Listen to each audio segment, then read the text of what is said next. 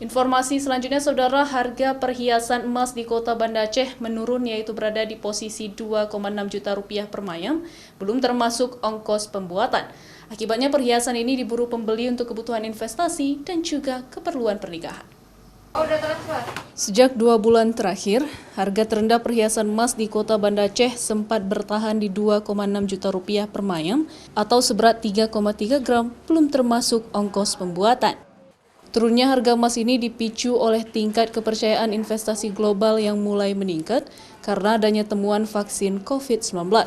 Sementara itu, harga emas di pasar global juga mengalami penurunan. Hal ini membuat warga Kota Banda Aceh memburu toko perhiasan untuk membeli emas sebagai kebutuhan investasi maupun keperluan pernikahan. Menurut pedagang, daya beli warga terhadap emas semakin meningkat, meski perekonomian warga belum pulih sepenuhnya akibat pandemi COVID-19.